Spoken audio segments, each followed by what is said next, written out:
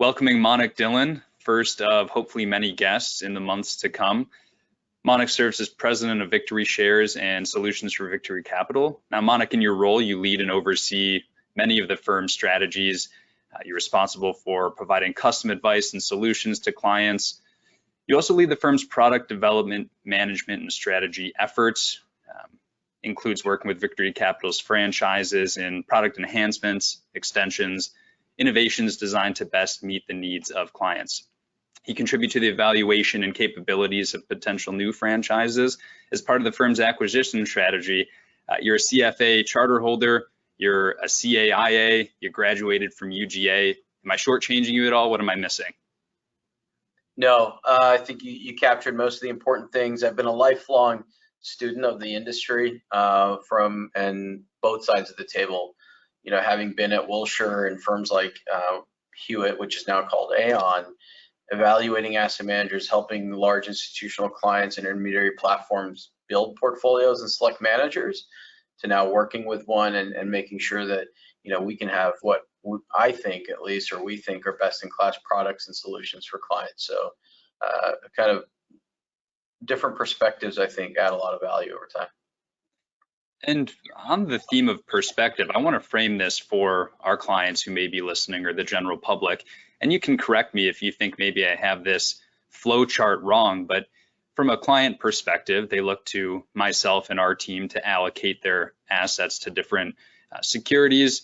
We look to portfolio managers or portfolio analysts to allocate individual securities within a portfolio. I would kind of put you above that and looking at what products and portfolios actually need to exist to get to the end user. Is that fair? That is. I mean, a lot of the time I spend is listening to clients of ours, large and small, trying to understand what challenges they're facing, what are holes in their portfolio or in the industry that they can really find good options. Also, as markets evolve, client bases evolve, needs evolve, the outcomes that the end investor needs are different. And so listening for those cues has been very important. That's a natural, I guess, transition into where I want to start today. And we're going to cover a bunch of different stuff. Cryptos, everybody knows that this is a crypto heavy podcast, but we'll cover strategic beta, ESG. If we stick with the high level to begin things and really zoom out and look at the retail investors' experience over time, way back when people in my role kind of served as a gatekeeper. If you had a bunch of money, you could call a stockbroker and buy shares of stock. Fast forward to discount brokerage firms like Schwab. Fast forward even more, you've got mutual funds, and then there's the onset of ETFs. Now it seems like I have a 16-year-old cousin who's trading deep out of the money call options and cryptocurrencies and using leverage in his portfolio. Where do you see the path of the retail investor going moving forward? That comment you just made is so important, I think, in terms of where the industry and the investor is going. We can all read about and joke about meme stocks and those type of phenomenon that may have been COVID related, or maybe they were going to come about anyway. But the silver lining in all of that is that you have a 16-year-old that probably knows more about the markets, or has at least been exposed to more about the markets than a 16-year-old maybe 20 years ago. So it's great. It's bringing people whatever the catalysts have been to do that I think are good for the industry. It's going to end up hopefully leading to investors that make mistakes earlier in their lives so that they understand and learn from those mistakes versus making them later when the impact can be more negative from a retirement and kind of savings perspective. I think it's going to make for more sophisticated investors too, asking smarter, better questions of folks like me and you in the seats we sit in. And I think that's all a good thing in the end. And really, what also is going to happen with investors in the future retail, you have a younger generation that now is ready to engage, and they're going to need tools. They're used to technology. They're used to folks thinking outside the box, and that's going to have to impact what asset managers like us do and what advisors do, I think, too, in terms of their businesses and practices to cater to them. It's fantastic. I think the more access to capital markets, the better.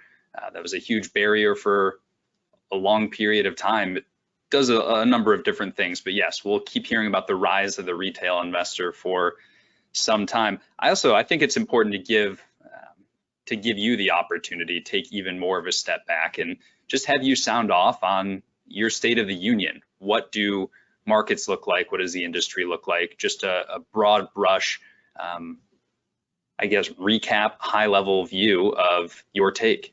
Yeah, no, I think there's a lot going on. I mean, that could be a multi-series podcast, right, in and of itself. But I do see a lot of opportunities for technology to improve how we invest, and we've already seen it. So it's not. I'm not saying anything revolutionary, but I think it's going to happen more and more.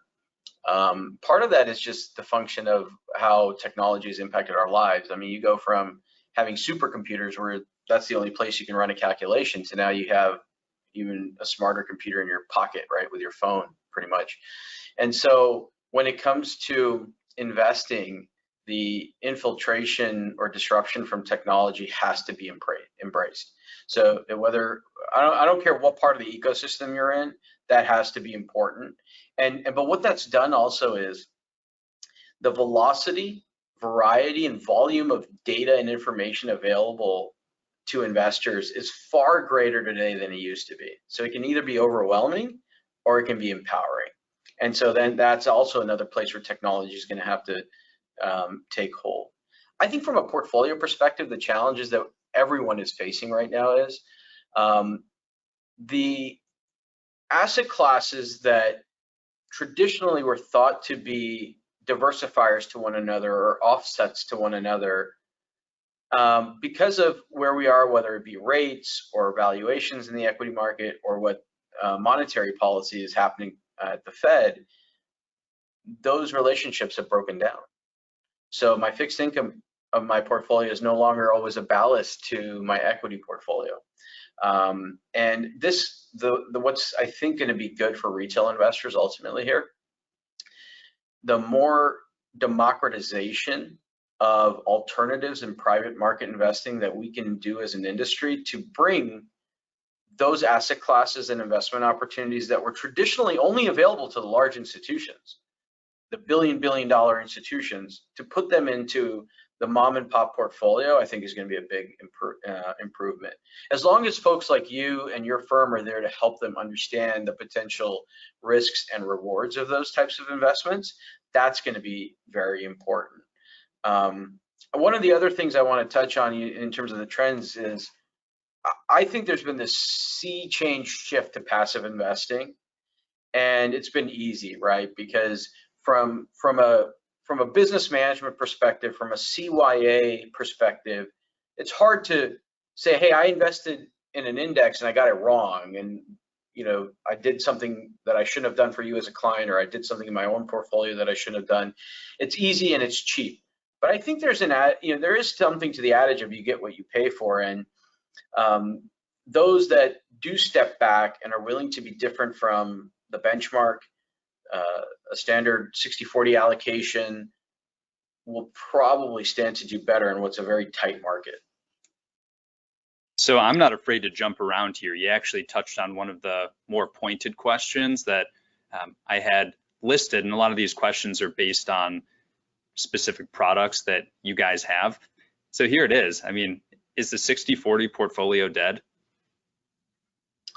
I think it needs to evolve. I mean, I think it's a little, it'd be foolish of me to say that it's dead. I think the 60 and the 40 will have a place, but it's not going to be 60-40 exactly, right? And I think opening up a portfolio, just like we open our minds to new things, will be very important.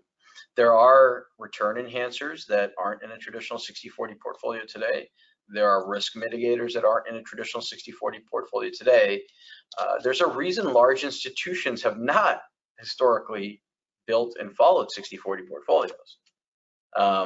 So I think they'll be there for certain investors that either don't have the sophistication or the tools or the advisors or the willingness to branch out from those traditional asset classes. So they'll always be there for them. But for those that are willing to say, I think there's more to a portfolio, I think there are more tools out there now that I can access that would be beneficial. Yeah, I think you shouldn't start with a 60/40 mindset in that case. Because you're so upstream and you're hearing feedback that at the end of the day trees all the way back to the individual client investor, you have a unique, very high level vantage point. What are some of the risks that you see individual investors taking in their portfolios that they may not even realize they're taking? That's a great question, Jordan. I think because income is so much in demand, and because income has been hard to find because of lower rates, I've seen and heard of people stretching their risk profiles unknowingly to get that yield. Really, you know how we know a lot of folks do buy on performance? I think a lot of people buy on yield these days, and not understanding that, hey, to get that 8, 9, 10% net that I've been promised by a particular investment, I am taking certain risks. Now, it doesn't make those products bad products. It just means you have to understand those risks. And you use the word unintended. So I do think some of those are unintended because they may not fully appreciate how those products work, and they were merely enamored by the yield, right? That's one example, I think. I think other unintended risks are, back to the, hey, is 60/40 dead? That you have a fixed income ballast and you're not really thinking about other diversifiers. And so when we start off a low rate environment, that is a negative for bonds as rates rise. And for a period of time, that's not going to be great for equities too, to some extent. So how do you navigate that period of inflection, particularly while you still want your income? So I think those are some of the unintended risks that folks are taking today. I think the concentration risk a lot of folks are taking with just passive investing is a risk they don't understand. It's interesting, right? When managers would come in to us on the consulting side and say, I hold 6% in this name and I've got, my top 10 or 35% of my portfolio, we'd be like, well, that's a lot of risk. That's a lot of concentration. We've let indexes do it now for years, and we haven't said a word. And so I think there's some unintended concentration happening in not only the passive investors, but then when they're also going and broadening out passive and active, like a lot of people are just crowding in the same names, particularly in the large cap sector. Whether they're growth managers, whether they're value managers, or whether they're passive core managers, there's like this crowding effect in some of the largest names, and I don't think people understand that. So if we're looking at people potentially being concentrated toward, whether you want to call it FANG names or just the biggest of the big large caps, it's obviously a result of, from a passive standpoint, being market cap weighted. What are some alternatives to a market cap weighting strategy that investors could utilize to get broader diversification? One thing we've done, and we've had a lot of demand for it, is called risk weighting. So where instead of using just something like a company's size to allocate to it in an index, using its risk or standard deviation to do so. And what that does is obviously it pushes you away from the biggest companies. So anytime you don't cap weight, anytime you do something other than cap weighting, you're going to push the portfolio a little bit smaller, right? That's just common sense, right? However, there's many ways to do that. And so at least by doing it using risk, or inverse risk in this case, where like the least risky company gets a slightly larger weight, you're not sacrificing your efficient frontier to do so. And what I mean by that is, this is something that's interesting about investing. We talked about investors, that every one of my friends, whenever we talk about investments, we only talk about returns. Nobody asks about efficiency ratios like Sharpe ratios or information ratios, or what's the risk of my return that I generated, the volatility. And so I think when you can push down a cap weighted allocation but do so with risk in mind. You don't sacrifice that risk that goes along with moving away from the bigger names. And so that's one way. You know, some folks have used equal weighting to do that. The challenge there is the flip side is you don't take risk into consideration, and you end up getting better performance because you're going smaller, but you're taking more risk to do so. So I would challenge that by equal weighting, are you really getting a better outcome? Because that's how we think about it, right? I mean, in order for us to add value to a client, that risk-adjusted outcome has to be better, not just the returns. And so that's how we've thought about it from a weighting perspective, one way to get away from that concentration. What a world it'll be when a conversation among friends deviates from what the return was to, you know, what's the overall Sharpe ratio of your portfolio. Right. I think we're probably not going to see that anytime soon. It would take some dramatic stock market action for that to be the conversation. But no, you're absolutely right. Risk adjusted rate of return is hugely important. And that's, you know, a large portion of why people in my industry still exist, making sure that clients understand, yes, here's your return, but here's the level of risk that you're taking to achieve that return. So I'm going to save crypto until the end because I think we could probably freestyle about crypto for a little bit. One other area that I see you guys getting involved in is ESG, and we're seeing everybody getting involved in ESG. I'm going to give you another sort of tongue-in-cheek question, kind of like the 60-40 portfolio. Is ESG here to stay, or I guess when push comes to shove and we feel some real economic stress, is ESG going out the window? Yeah, I think it's a very loaded question, and the reason is I think ESG means so many different things to so many different people. I think you get a room of 10 investors and ask them what ESG means to them, you might get 12 responses. You know, for some it's very binary. You're either a good ESG company, and that too on some rating company scale. To others, it's, hey, I actually want you to be improving your ESG profile, and that's okay with me, right? That, you know, you started at the bottom, now you're working your way up. Or some are smart enough to understand that it means different things in different sectors. So on that, for example, if you just blindly applied ESG to a portfolio, you would probably shun a lot of the energy sector. And that energy sector is a big part of a diversified portfolio. And recently, look, energy's done well. So it'll be interesting to see those that have kind of taken a hardline binary approach to ESG, if the performance or the underperformance will be okay, right? I think ultimately, from a fiduciary standard, everybody needs to generate the return to meet the objectives and goals of their clients.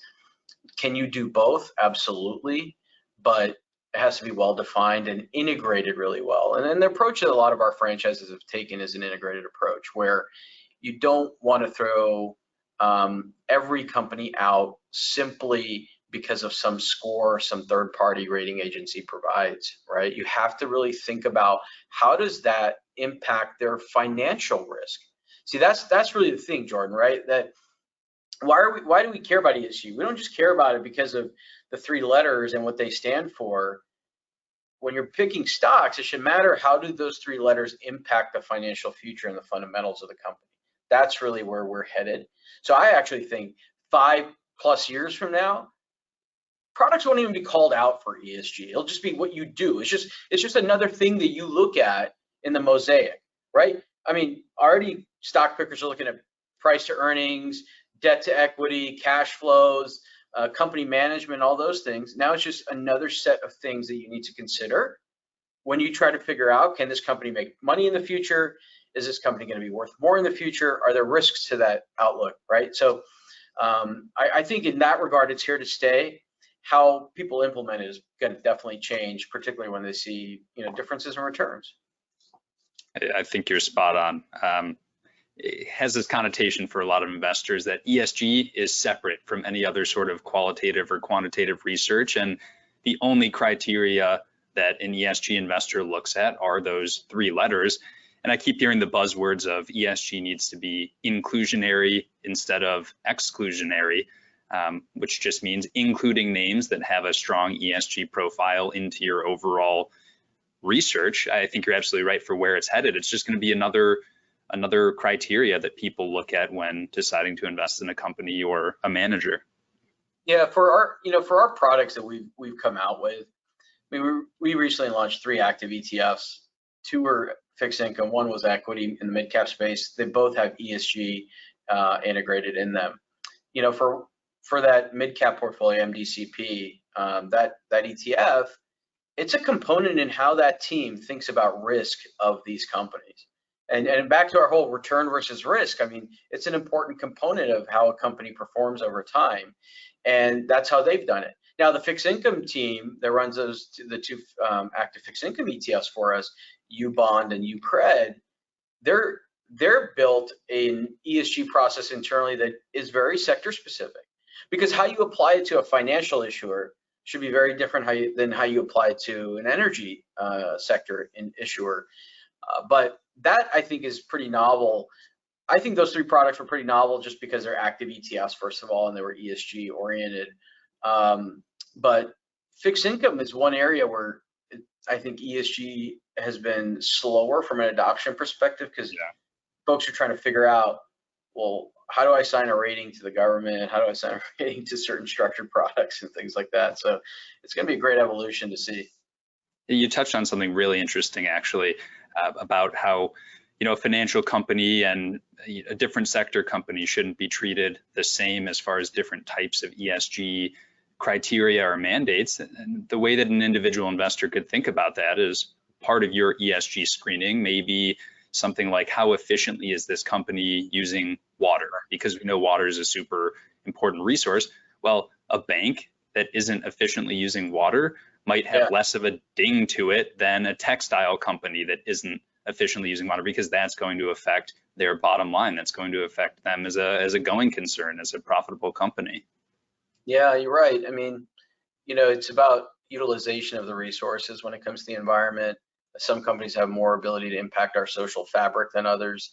Governance should be something that's important regardless. I mean, governance is something that, you know, our franchises have been looking at always, right? Like, how do you run your company? What are the controls and everything in place, particularly in emerging markets? Our Sophos investment franchise is doing that for years, because you had to, in particularly that geography. But you're right. You know, I guess a bank could install low flow toilets, right? And like, that's about the impact that they could have in their buildings. Sure. But, right? That's it. What do you think? Should we go to cryptos? Sure. Yeah, you guys are in the process of launching. Is it Bitcoin exclusive, or is it a broad basket ETF product? So we launched first a private fund tracking the Nasdaq crypto index. It's a broad basket. So our view was, you know, we've been looking at crypto as an asset class for some time, and really studying its maturation and the evolution. You know, 3 years ago, we didn't think it was ready to the point where we could come out with an institutional grade product. And some of those aspects are really around the infrastructure, you know, custody, exchange, you know, the things that people worry about. And so finally the asset class got to a point. Our view is our first product should be diversified, and that's what we did. And we viewed that it should be passive exposure to the asset class. So really, like, kind of like the Qs are for the Nasdaq 100, we've positioned the Nasdaq crypto index to be similar, right? And that's how they did. That's how they created it, to be the Nasdaq 100 of crypto. And it's a broad basket. Today of 8 coins. It'll evolve and capture more as they become institutional quality.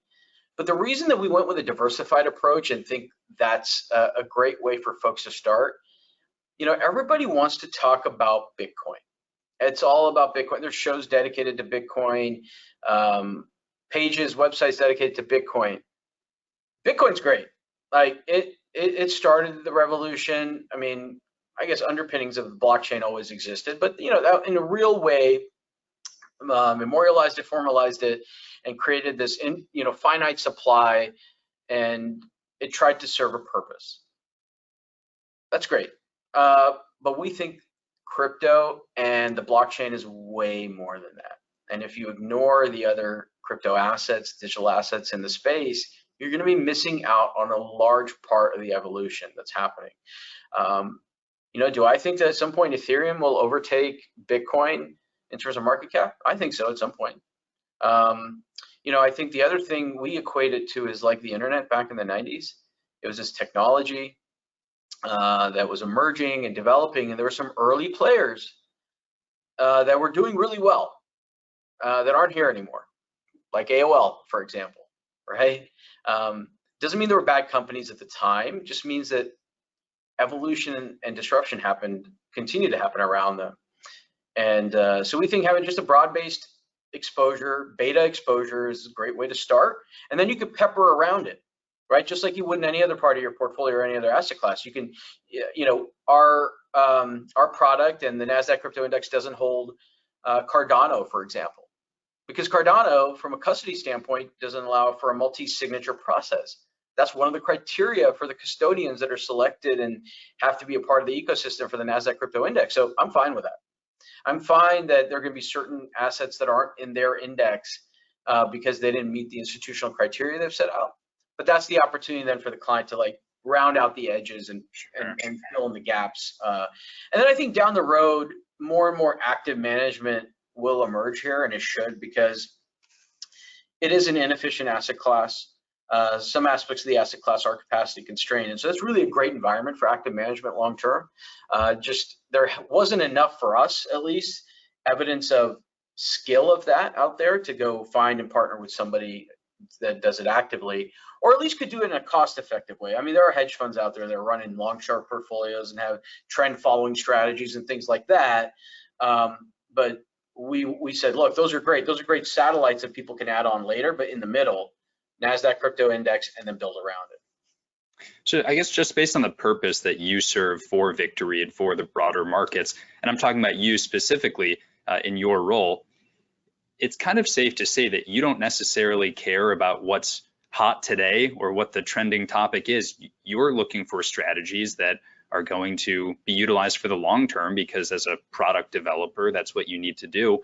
I mean, I'm assuming that means that you have a pretty strong belief that cryptocurrencies in general, in some form, are going to be be a legitimate asset class for, you know, the coming several years, if not more. Is that accurate? Is that fair? No, that's accurate and fair. Product development and product launches is a very time-consuming, resource-consuming, energy-consuming process. So I never approach it with a short-term view.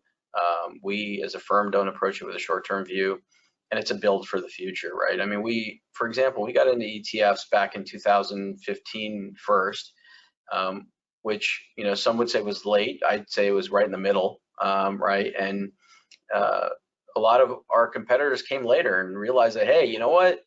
ETFs are here to stay. They're going to get more and more active share of the market and so forth. So we do take a long-term view on whatever we do. And as far as crypto as an asset class, my view is it is going to be kind of like the internet.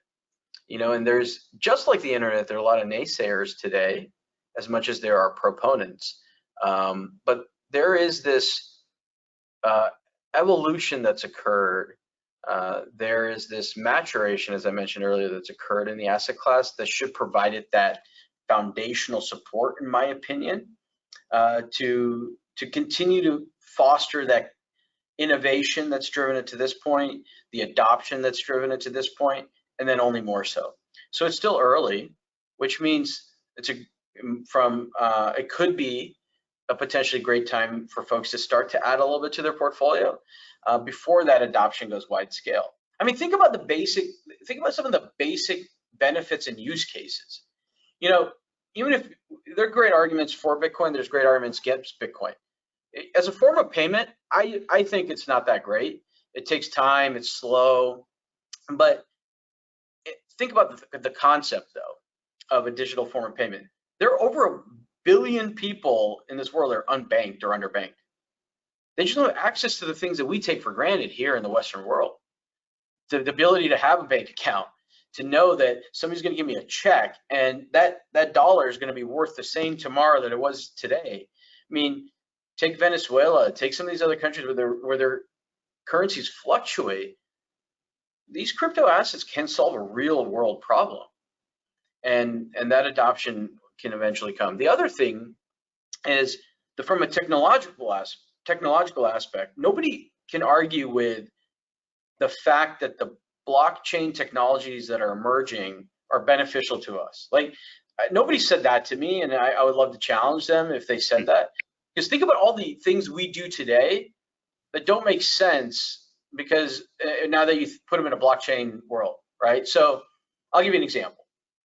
I recently had to trade in a car, okay?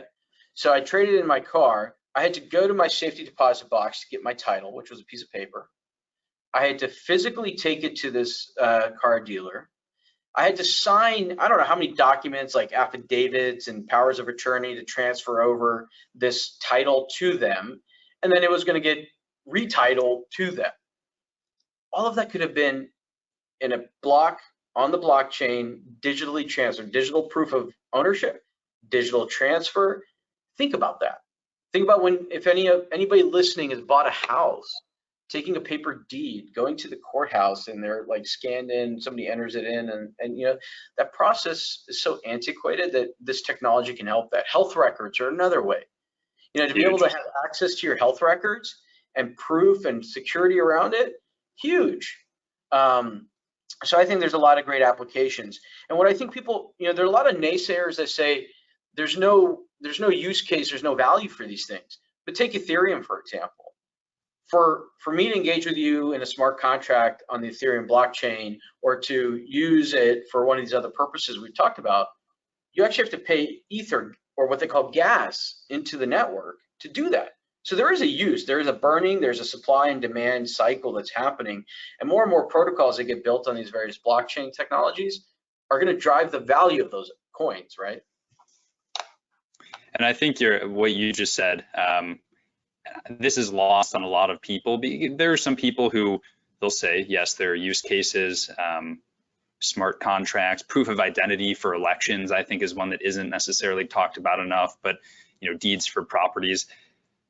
Being an open source technology, I think, is a huge deal that is lost on a lot of people. We just saw Ethereum 2.0. These aren't technologies that once they're written, they're written. It's not set it and forget it. They're constantly being built on. These gas fees for Ethereum is a perfect example to make Ethereum a more legitimate way, a more legitimate use case for all these different applications. So it's a living, breathing, sort of constantly evolving technology. I guess the only pushback that I hear pretty consistently that I may not have the best answer for is, even if you're truly high conviction in the underlying blockchain technology, do these coins serve as a proxy for belief that this technology, this underlying blockchain technology, is going to serve a huge purpose? I mean, if you're buying Ethereum, is that truly a proxy that the underlying Ethereum blockchain is going to be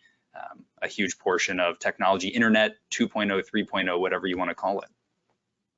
Yeah, it comes back to how the network works, right? So in that case, you just brought up, in order to transact on it, you have to use Ethereum. So that's what drives the value too, right? So it's not just about the mining of it and somebody created it and then somebody wants it just to want it. Bitcoin might be a little bit like that, where, hey, there's a finite supply. You know, people have called it digital gold. Maybe it is, you know, I can store my value, but it's pretty volatile. So, I mean, the great thing about it is not controlled by a central bank, right? And nobody's going to go print more money, as they say, things like that. But other than that, the Bitcoin blockchain is pretty limited, right? It's just there to process these transactions of transfer and things like that. But these other blockchains that are developing, or take like Filecoin, for example, and what it does, you know, in the file storage space and making things more efficient and cost effective, or things like DeFi exchanges like Uniswap. There is a use case behind them for existing, and to transact on that platform, you have to use the native coin. That's where the demand can come from over time. I think that's what I think people need to remember. I think oftentimes that's the challenge with when Bitcoin becomes the only thing people talk about. Yeah. The rest of the ecosystem is way more than that, and is developing to be a little more addresses some of the shortfalls of even Bitcoin. And But at the same time, though, Jordan, there's 11,000 plus coins out there. They're not all, in my opinion, legitimate, or they're not all going to have those characteristics that we just talked about, right? So I think that's the other important aspect of it. There's a lot to watch out for, and that's where we're hoping to bridge that gap for the investor, right? Where you can go speculate on a couple of those if you want, based on your own risk profile, but have this core that has gone through this vetting process at Nasdaq, because then you don't have to guess. You don't have to guess is this controlled by the founder of this coin? How are they involved? Is there a regulatory issue looming behind the scenes that I don't know about? That's going to crater this. Take Ripple. Ripple's not in the index today, right? I mean, it's one of those things with a lot of questions around it, because that's where, when people talk about regulation, they always ask me about it. They're like, aren't you worried about regulation? I said, well, no. I mean, regulation actually leads to institutionalization, right? Any of these asset classes that we invest in today, over time, they've gotten regulated. The financial products that transact in them have gotten regulated. Good point. More and more people feel comfortable investing in that. That's a good thing.